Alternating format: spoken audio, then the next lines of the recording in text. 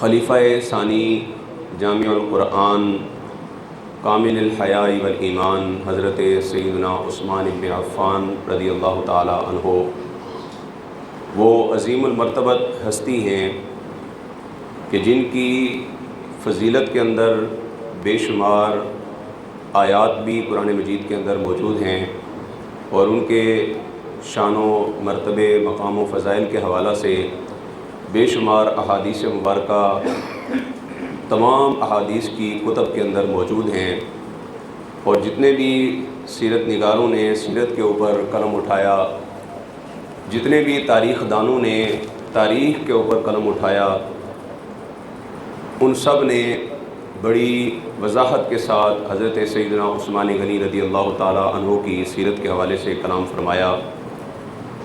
حضرت سیدنا عثمان غنی رضی اللہ تعالیٰ عنہ کی سیرت کے بے شمار پہلو ہیں۔ آپ کی سیرت کا ہر پہلو نایاب ہے، اور ہر پہلو کے اندر بے شمار آپ کی عظمتیں اور شانیں بھی موجود ہیں، اور اس کے ساتھ ساتھ امت کے لیے بے شمار اصلاحی پہلو بھی موجود ہیں۔ حضرت سیدنا عثمان غنی رضی اللہ تعالیٰ عنہ کو کامل الحیاء کہا جاتا ہے، لیکن یعنی کامل حیا والے۔ حضرت عثمان غنی رضی اللہ تعالیٰ عنہ وہ ہیں جن کی حیا کی مثالیں دی جاتی ہیں، اور اس قدر حیا والے کہ حضرت سیدنا عثمان غنی رضی اللہ تعالیٰ عنہ خود اپنے بارے میں ارشاد فرماتے ہیں کہ میں نے کبھی تنہائی کے اندر بھی اپنا سطر نہیں کھولا ہے۔ بلند آواز سے کہیں نا سبحان اللہ۔ تنہائی کے اندر بھی کبھی سطر نہیں کھولا۔ سطر کسے کہتے ہیں؟ نماز کی شرائط کبھی قاری صاحب سے آپ پڑھیں، یقیناً جن نمازی حضرات نے پڑھی ہیں وہ جانتے ہوں گے۔ نماز کی شرائط کے اندر ایک شرط ہے ستر عورت، یعنی ستر بدن، جسم کا وہ حصہ جس کا چھپانا فرض ہے وہ چھپا ہوا ہو۔ اگر وہ چھپا ہوا نہیں ہے تو بندے کی نماز بھی نہیں ہوگی، اور بندے کا اگر پردہ نہیں ہے تو بندہ گنہگار بھی ہوگا۔ اور ستر کیا ہے؟ مرد کے لیے ستر ہے ناف سے لے کر گھٹنوں تک کا حصہ۔ ناف سے لے کر گھٹنوں تک کا جتنا بھی حصہ ہے بدن کا، اس کا چھپانا فرض ہے، اور یہ صرف نماز کی حالت میں نہیں، نماز کے علاوہ بھی چھپانا فرض ہے۔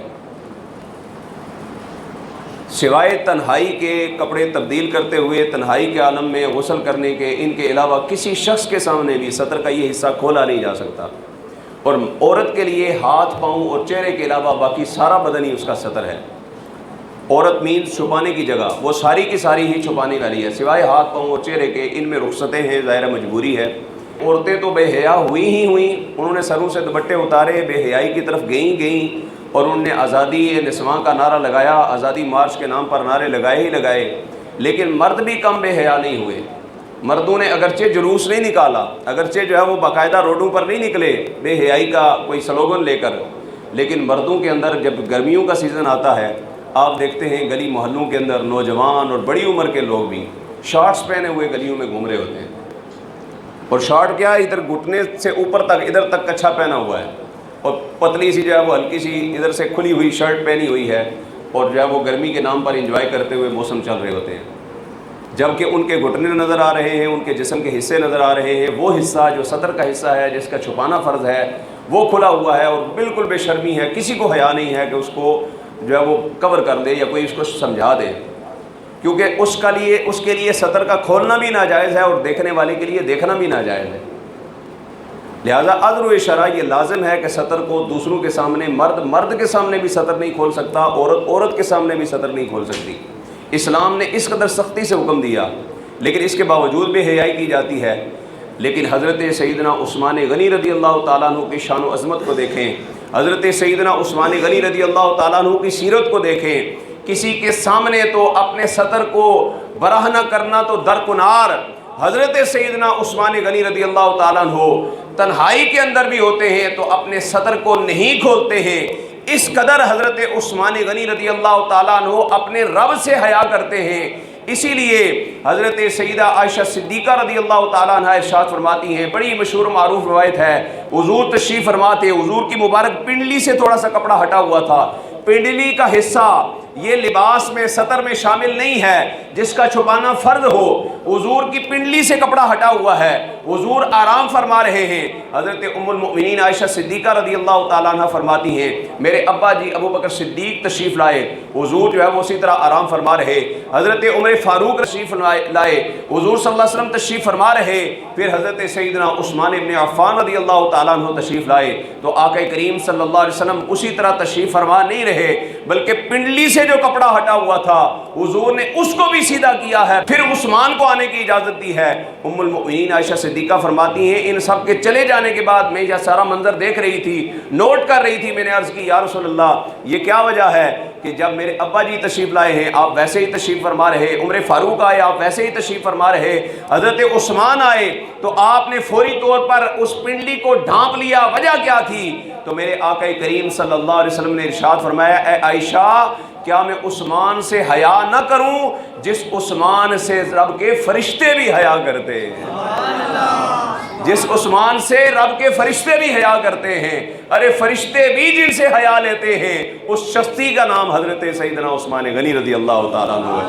اس لیے ہم کہتے ہیں لے رہا ہے سارا عالم روشنی عثمان سے، اگر ہو سکے تو مل کر پڑھ لیجئے نا، لے رہا ہے سارا عالم روشنی عثمان سے، اور ہے وفا دار نبی کی دوستی عثمان سے۔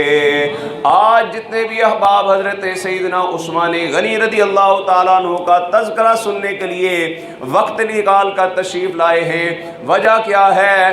وجہ یہی ہے کہ ہے وفادار نبی کی دوستی عثمان سے، ہے وفادار نبی کی دوستی،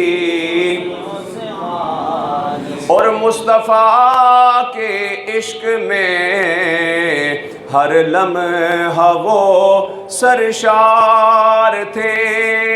حضرت عثمان غنی رضی اللہ تعالیٰ عنہ کس قدر حضور سے محبت کرتے ہیں، جب حدیبیہ کے مقام پر صحابہ کو روکا گیا، حضرت عثمان غنی رضی اللہ تعالیٰ عنہ کفار مکہ سے کلام کرنے کے لیے مکہ مکرمہ میں پہنچتے ہیں تو کفار مکہ نے کہا اے عثمان یہ سامنے کعبۃ اللہ موجود ہے، جاؤ جا کر طواف کر لو، عمرہ کر لو، لیکن محمد عربی کو ہم کعبہ میں داخل نہیں ہونے دیں گے۔ تو حضرت عثمان غنی رضی اللہ تعالیٰ عنہ حضور سے اس قدر محبت فرماتے ہیں کہ حضور صلی اللہ علیہ وسلم کی محبت میں وارفتہ ہو کر حضرت عثمان غنی کعبۃ اللہ کو دیکھتے ہوئے ارشاد فرماتے ہیں کہ جب تک رسول خدا مکہ میں داخل ہو کر مکہ کا طواف نہیں کرتے، عمرہ نہیں کرتے، تب تک عثمان بھی عمرہ کی سعادت حاصل کرنا گوارا نہیں کر سکتا ہے۔ ارے مصطفیٰ کے عشق میں ہر لمحہ وہ سرشار تھے، تو عاشقوں نے سیکھی رسمیں عاشقی عثمان سے، عاشقوں نے سیکھی رسمیں عاشقی عثمان سے، کیونکہ ہے وفادار نبی کی دوستی عثمان سے۔ اور صرف حضرت عثمان غنی کی طرف سے ہی محبت نہیں تھی، یہ محبت یک طرفہ نہیں تھی۔ حضور صلی اللہ علیہ وسلم سے اگر کوئی محبت کرے، وفا کرے، تو آقا کریم صلی اللہ علیہ وسلم بھی اس کی محبتوں کا صلہ عطا فرمایا کرتے ہیں۔ آقا کریم صلی اللہ علیہ وسلم حضرت عثمان غنی سے کس قدر محبت فرماتے ہیں۔ ایک طرف تو حضور حضرت عثمان غنی سے حیا کرتے ہوئے حضرت عثمان غنی کے اس قدر پاس رکھتے ہیں کہ ان کے آنے پر پنڈلی کو بھی جو ہے وہ چھپا لیتے ہیں، اور دوسری طرف آقا کریم صلی اللہ علیہ وسلم اپنی دو بیٹیوں کا رشتہ یکے بعد دیگرے حضرت عثمان کے نکاح کے اندر دے دیتے ہیں۔ دو بیٹیاں، اور تاریخ اسلامی کے اندر کسی صحابی کو، کسی نبی کے امتی کو یہ شرف حاصل نہیں ہوا ہے کہ اس کے نکاح کے اندر کسی نبی کی 2 بیٹیاں آئی ہوں، یہ صرف اور صرف حضرت عثمان غنی کی شان ہے۔ اور یہ شرعی مسئلہ بھی سن لیں کہ کسی ایک مرد کے نکاح کے اندر بیک وقت 2 بہنوں کو جمع نہیں کیا جا سکتا۔ 2 بہنیں ایک مرد کے نکاح کے اندر ایک ہی وقت میں اگٹھی، مرد 4 شادیاں ضرور کر سکتا ہے مگر ایک وقت میں 2 بہنوں سے اگٹھا نکاح نہیں کر سکتا۔ حضرت عثمان غنی نے 2 بیٹیوں سے کیسے نکاح فرمایا ہے؟ حضور صلی اللہ علیہ وسلم کی پہلی بیٹی حضرت زینب کا نکاح پہلے ہی ابو العاص سے ہو چکا تھا، دوسری بیٹی حضرت رقیہ کا نکاح حضور صلی اللہ علیہ وسلم نے عثمان غنی کے اسلام لانے کے بعد ان سے فرمایا، اور جب ان کا وصال ہو گیا تو پھر آقا کریم صلی اللہ علیہ وسلم نے اپنی تیسری بیٹی کا نکاح یعنی دوسری بیٹی حضرت عثمان کے نکاح میں دی، جو تیسرے نمبر پر تھیں، حضرت ام کلثوم، ان کا نکاح بھی حضرت عثمان غنی سے فرمایا۔ اور اسی دوران حضرت فاطمہ الزہرا کا نکاح حضرت علی المرتضیٰ سے ہو گیا، لیکن حضرت ام کلثوم کا بھی وصال ہو گیا۔ پھر میرے آقا کریم صلی اللہ علیہ وسلم نے کس خوبصورت انداز میں حضرت عثمان غنی کی فضیلت اور ان کی محبتوں کا اظہار فرمایا۔ میرے آقا نے فرمایا، اے عثمان، یہ میری 2 بیٹیاں تھیں، ایک کا وصال ہوا ہے، دوسری تیرے نکاح میں دی ہے۔ فرمایا، اے عثمان، میں تجھ سے اتنی محبت کرتا ہوں کہ اگر میری 40 بیٹیاں بھی ہوتیں، ایک کے بعد ایک مرتی رہتی، میں 40 کی 40 بیٹیاں تیرے نکاح کے اندر دے دیتا۔ سرکار دے نوکر نے عثمان غنی سونے، سرکار دے نوکر نے عثمان غنی سونے،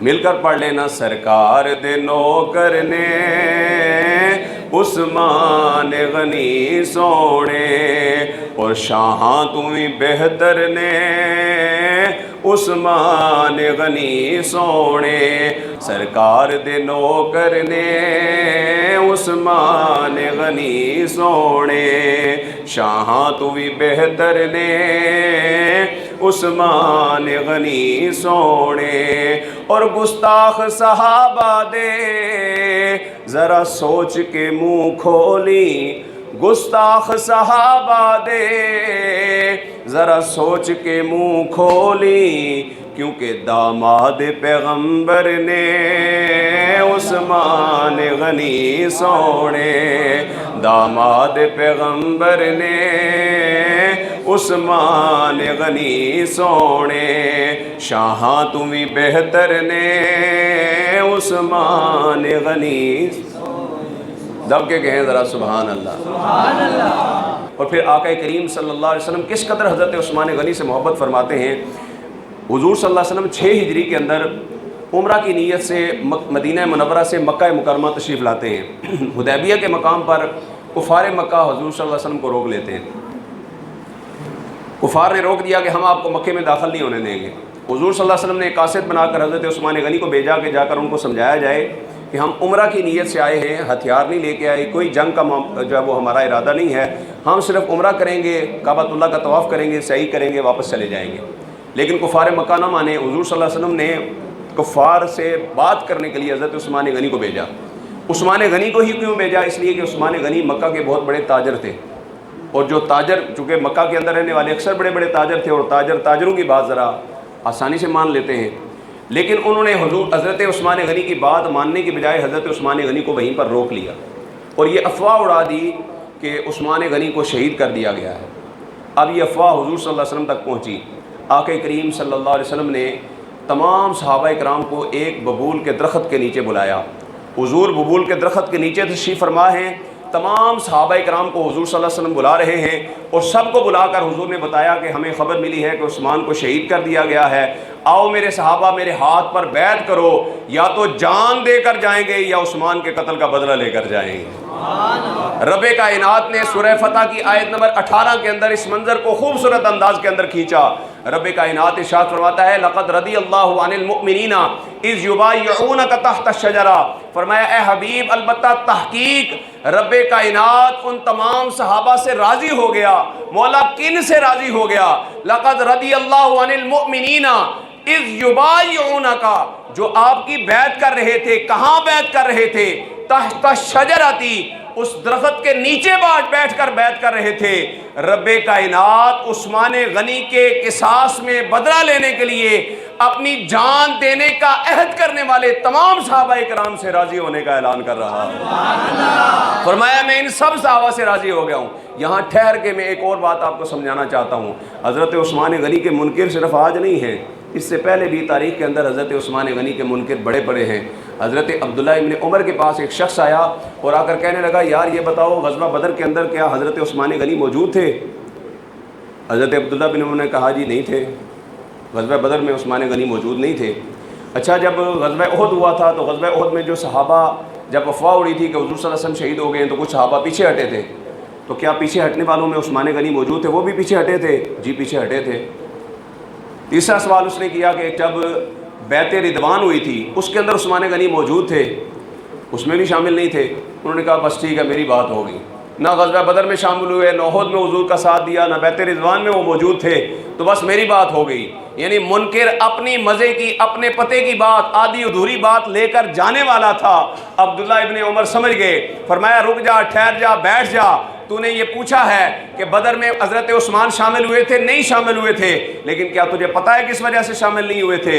کہنے لگا جی نہیں۔ فرمایا بدر میں حضرت عثمان اس لیے شامل نہیں ہوئے تھے کہ حضور صلی اللہ علیہ وسلم کی بیٹی حضرت رقیہ شدید بیمار تھیں اور حضور صلی اللہ علیہ وسلم نے عثمان غنی کو ان کی تیمارداری کے لیے مقرر فرمایا تھا۔ عثمان غنی بڑے روئے کہ یا رسول اللہ پہلی جنگ ہے، مجھے اپنے ساتھ جانے دیں۔ حضور نے فرمایا نہیں عثمان، تو یہاں رہ کر میری بیٹی کی خدمت کر، تو بدر میں نہیں جائے گا، لیکن میں محمد عربی وعدہ کرتا ہوں بغیر بدر میں جائے رب کائنات تجھے بدریوں کا اجر و ثواب عطا فرما دے گا۔ بدر میں جانے والوں میں حضور نے شامل کر دیا، اور بعد میں بدر میں سے مال غنیمت بھی حضرت عثمان غنی کو حضور نے عطا فرمایا۔ اور احد کے میدان کے اندر پیچھے ہٹے تھے حضرت عثمان غنی، فرمایا احد کے میدان کے اندر صرف حضرت عثمان نہیں، یہ افواہ سن کر اور بھی کچھ صحابہ نے قدم تھوڑے سے پیچھے ہٹائے تھے، کچھ صحابہ کے قدم پیچھے ہٹے تھے، لیکن حضرت عثمان غنی کے ساتھ ساتھ جتنے بھی صحابہ کرام تھے رب کائنات نے قرآن میں سب کے لیے رضی اللہ عنہم ورضوا عنہ کا وعدہ فرما کر سب کے لیے معافی کا اعلان فرما دیا ہے۔ اس نے کہا جی بیعت رضوان کے اندر پھر کیوں نہیں شامل تھے؟ اس نے فرمایا تو ذرا بیعت رضوان کو پڑھ تو صحیح، بیعت رضوان ہوئی کس کے لیے ہے؟ تو نے پڑھا ہی کوئی نہیں ہے، اعتراض کرنا شروع ہو گیا ہے۔ بیعت رضوان ہو کس کے لیے رہی ہے؟ بیعت رضوان ہو ہی عثمان غنی کے قصاص کے بدلے کے اندر ہو رہی ہے، اور حضور صلی اللہ علیہ وسلم ان کے قتل کے قصاص میں تمام صحابہ کرام کو ببول کے درخت کے نیچے جمع کر رہے ہیں، اور رب کائنات ان تمام صحابہ سے راضی ہو رہا ہے۔ اور پھر تاریخ کائنات کے اندر یہ منظر کبھی کسی آنکھ نے نہ دیکھا ہے، نہ کسی کان نے یہ منظر سنا ہے کہ کہیں ایسا منظر ہوا ہو۔ آقا کریم صلی اللہ علیہ وسلم نے صحابہ کرام کو بلایا اور حضور نے اپنے ایک ہاتھ کو ایسے آگے کیا، فرمایا یہ میرا مجھ محمد عربی کا ہاتھ ہے، اور روایت میں آتا ہے حضور نے اپنا دایاں ہاتھ بلند کیا اور فرمایا یہ میرا ہاتھ ہے، اور دائیں ہاتھ کو بلند کر کے فرمایا یہ عثمان غنی کا ہاتھ ہے، میں عثمان غنی کی طرف سے بھی اس بیعت کے اندر شمولیت اختیار کرواتا ہوں۔ تاریخ میں ایسا کوئی کہیں منظر نظر نہیں آیا کہ بیعت کرنے والا بھی خود نبی ہے، بیعت ہونے والا بھی خود نبی ہے۔ حضور اپنے ہاتھ کو عثمان کا ہاتھ قرار دے رہے ہیں، فرمایا عثمان کس بیعت۔ اور پھر بہت سارے لوگ ایسے بھی ہیں جو حضور صلی اللہ علیہ وسلم کے علم غیب کے منکر ہیں، کہتے ہیں دیکھو دیکھو نبی کریم صلی اللہ علیہ وسلم کہتے ہیں جی نبی نو علم غیب ہے تے عثمان غنی تے شہید نہیں سن ہوئی جدو بیعت رضوان ہوئی سی، حضرت عثمان غنی کو تو صرف شہید کرنے کی افواہ اڑائی گئی تھی، وہ تو بعد میں شہید ہوئے ہیں، تو حضرت عثمان غنی کی شہادت کی افواہ اڑی، حضور کو پتہ ہی نہیں چلا۔ اس کا مطلب ہے کہ حضور علم غیب نہیں جانتے۔ اس تو پتہ لگیا کہ حضور نے علم غیب کوئی نہیں سی۔ ہم سادے بندے کے سامنے ایڈی ساری گل کی جائے وہ بیچارہ پریشان ہو جائے گا کہ وہ واقعی یار انجی گل ہے، یہ سنیاں ایویں افواہ اڑائیاں نے، سنی کہنے نے نبی نو ہر شے دا علم ہے۔ ہم کہتے ہیں اسی روایت کے اندر ہی تو حضور کا علم غیب چھپا ہوا ہے، لیکن کسی عاشق سے پوچھو گے تو پتہ چلے گا نا۔ ہاں منکرین شان رسالت سے پوچھو گے تو کیسے پتہ چلے گا؟ حضور صلی اللہ علیہ وسلم بیعت رضوان کے اندر کس انداز میں بیعت کی ہے حضور صلی اللہ علیہ وسلم نے؟ حضور نے ایک ہاتھ کو اپنا ہاتھ قرار دیا ہے، دوسرے ہاتھ کو عثمان کا ہاتھ قرار دیا ہے، یعنی عثمان کو حضور نے بیعت رضوان میں شامل کر دیا۔ اور یار تاریخ کے اندر کوئی ایسا بندہ بتاؤ جو شہید ہو چکا ہو، مر گیا ہو، اور اس کی طرف سے بھی بیعت کی جا رہی ہو، حضور نے اپنے ہاتھ کو عثمان کا ہاتھ قرار دے کر عثمان غنی کو بیعت رضوان میں شامل کر کے بتا دیا کہ حضور جانتے ہیں کہ عثمان زندہ و جاوید موجود ہے۔ ہاں ہاں، شاعر کہتا ہے بیعت تھی جان دینے کی اور تھا نبی کا ہاتھ۔ بیعت تھی جان دینے کی، ایسی ویسی بیعت نہیں تھی وہ جان دے دیں گے یا عثمان دا بدلہ لے کے جائیں گے۔ بیعت تھی جان دینے کی اور تھا نبی کا ہاتھ، اس ہاتھ کی طرف بڑھا فوراً سبھی کا ہاتھ، عثمان کا، بلال کا، بوذر ولی کا ہاتھ، ارے شامل تھا انہی ہاتھوں میں مولا علی کا ہاتھ، شامل تھا انہی ہاتھوں میں مولا علی کا ہاتھ۔ اور سب ہاتھ پورے ہو گئے پھر رب کے حکم سے، سب ہاتھ پورے ہو گئے پھر رب کے حکم سے، آقا نے اپنے ہاتھ کو بولا غنی کا ہاتھ۔ ہاں، سارے ہاتھوں کے بعد حضور نے فرمایا یہ غنی کا ہاتھ ہے، یہ عثمان کا ہاتھ ہے۔ اور اس انداز میں حضور صلی اللہ علیہ وسلم نے حضرت عثمان غنی رضی اللہ تعالیٰ عنہ سے محبت کا اعلان کیا۔ لیکن اتنی عظمت و شان والی شخصیت جنہوں نے حضور سے 3 مرتبہ دنیا کے اندر جنت خود خریدی ہو، اور ایک مرتبہ نہیں کئی مرتبہ حضور صلی اللہ علیہ وسلم نے خود عثمان غنی کے جنتی ہونے کی بشارت دی ہو، جو عشرہ مبشرہ میں بھی شامل ہوں، ان کے دور حکومت کے اندر انہی کے گھر کے اندر 40 دن تک ان کو محصور کر دیا جائے، تو بتاؤ ان سے بڑا مظلوم کون ہو سکتا ہے؟ کربلا والوں پر 3 دن پانی بند رہا ہے، لیکن عثمان غنی پر 40 دن پانی بند رہا ہے۔ 40 دن تک حضرت علی المرتضیٰ لڑتے رہے کہ حضرت عثمان غنی کی خدمت کی جائے، ان کے گھر میں جو ہے وہ کھانا پانی پہنچایا جائے۔ اور حضرت علی المرتضیٰ شیر خدا کرم اللہ تعالیٰ وجہ الکریم نے حضرت عثمان غنی رضی اللہ تعالیٰ عنہ کی حفاظت کے لیے، جب بلوائیوں نے حضرت عثمان غنی کے گھر کا محاصرہ کر لیا، تو حضرت علی المرتضیٰ نے دربان بنا کر دروازے پر حفاظت کے لیے جنت کے شہزادوں حضرت امام حسن و حسین کو کھڑا کیا، حسن و حسین کو کھڑا کیا ہے۔ اور حسن و حسین کو کھڑا کر کے حضرت علی نے یہ بتا دیا ہے کہ حضرت عثمان غنی کا تحفظ کرنا علی والوں کی علامت ہے، حضرت عثمان کا بغض رکھنا علی والوں کی علامت نہیں ہے۔ ہاں، علی والے عثمان سے بغض نہیں رکھتے، عثمان کی عظمت و شان کی حفاظت فرمایا کرتے ہیں۔ اور حضرت علی کی محبت کا دعویٰ کرنا فقط کافی نہیں ہے، بلکہ حضرت علی کی سیرت کو اپنانا بھی ضروری ہے۔ حضرت علی کی محبت اسی سینے کے اندر ہو سکتی ہے جس سینے کے اندر حضرت عثمان غنی کی محبت بھی ہو، جس سینے کے اندر ابو بکر صدیق کی محبت بھی ہو، جس سینے میں عمر فاروق کی محبت بھی ہو۔ اس لیے کہ علی والوں کے دل کالے نہیں ہوتے، علی والے حضور صلی اللہ علیہ وسلم سے بھی محبت کرتے ہیں، حضور کے صحابہ سے بھی محبت کرتے ہیں، حضور کے اہل بیت سے بھی محبت فرمایا کرتے ہیں۔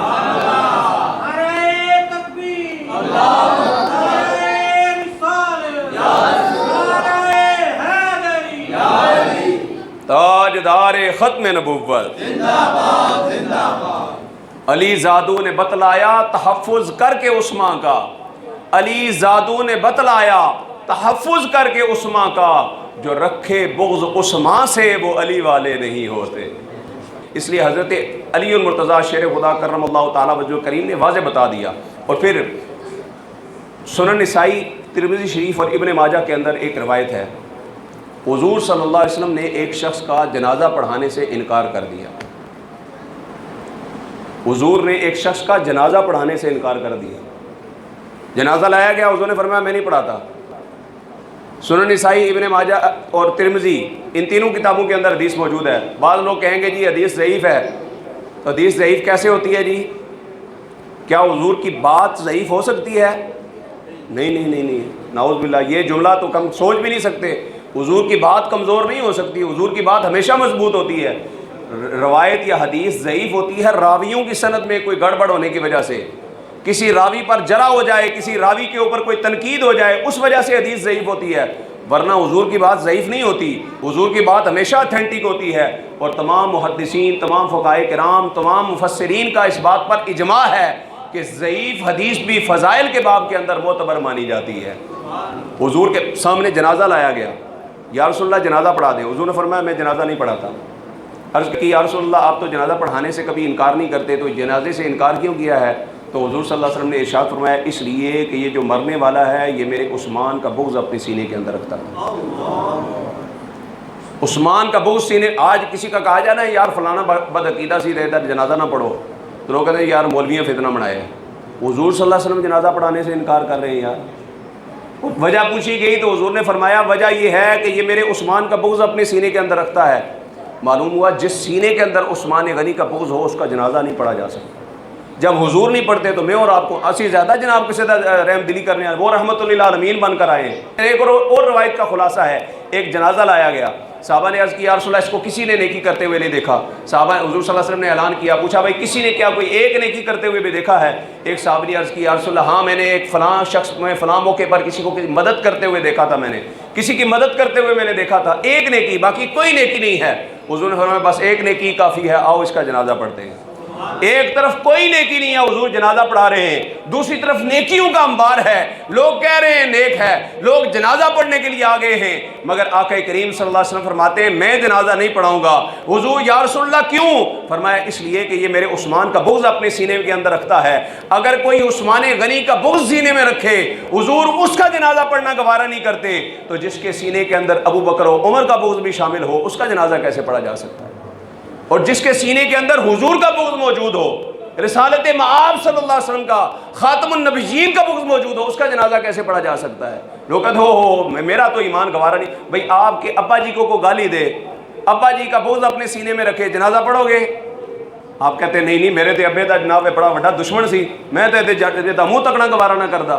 تے ابے واسطے ایڈی غیرت تے صحابہ واسطے کوئی غیرت نہیں، اہل بیت واسطے کوئی غیرت نہیں، حضور واسطے کوئی غیرت نہیں۔ میرا ایمان یہ گوارا نہیں کرتا کہ میں ابو بکر کا منکر کا جنازہ پڑھوں، میرا ایمان گوارا نہیں کرتا کہ میں عمر فاروق کے منکر کا جنازہ پڑھوں، میرا ایمان گوارا نہیں کرتا میں عثمان غنی کا انکار کرنے والے گستاخ کا جنازہ پڑھوں، میرا ایمان گوارا نہیں کرتا کہ علی المرتضیٰ شیر خدا کی ولایت کا انکار کرنے والے کا جنازہ پڑھوں، اور میرا ایمان گوارا نہیں کرتا ہے کہ میں حضور صلی اللہ علیہ وسلم کی عظمت و شان کا انکار کرنے والے کسی کا جنازہ پڑھوں۔ اس لیے کہ نماز اچھی، روزہ اچھا، زکوٰۃ اچھی، حج اچھا، مگر میں باوجود اس کے مسلمان ہو نہیں سکتا نہ جب تک کٹ بروں میں خواجہ بطحا کی عزت پر خدا شاہد ہے کامل میرا ایمان ہو نہیں سکتا۔ ہاں اور ویسے میں فروعات میں شدت نہیں کرتا، فروعی مسائل میں ہماری کوئی سختی نہیں ہے۔ کوئی رفع دین سے نماز پڑھتا ہے پڑھے، قاری صاحب یہاں بھی کوئی لوگ آتے ہوں گے رفع دین سے نماز پڑھنے والے، کبھی کسی سے جھگڑا کیا کسی نے؟ کوئی مسئلہ نہیں، کوئی جو ہے وہ ہاتھ یہاں باندھے ہاتھ کھول کے پڑھے، کوئی اعتراض نہیں ہے۔ ہاں ویسے میں فروعات میں شدت نہیں کرتا پر اصحاب کے دشمن سے رعایت نہیں کرتا، ویسے میں فروعات میں شدت نہیں کرتا پر اصحاب کے دشمن سے رعایت نہیں کرتا، اور اس شخص کی عزت میرے جوتے سے بھی کم ہے جو حضرت عثمان کی عزت نہیں کرتا۔ ہم اس کی کوئی عزت نہیں کرتے جس کے دل کے اندر صحابہ کی عزت نہیں ہے۔ اس لیے یہ ہمارا اعلان ہے، اللہ تبارک و تعالی ہمیں صحابہ و اہل بیت کی محبت میں جینے مرنے کی توفیق و رفیق عطا فرمائے۔ وآخر دعوانا ان الحمد للہ رب العالمین۔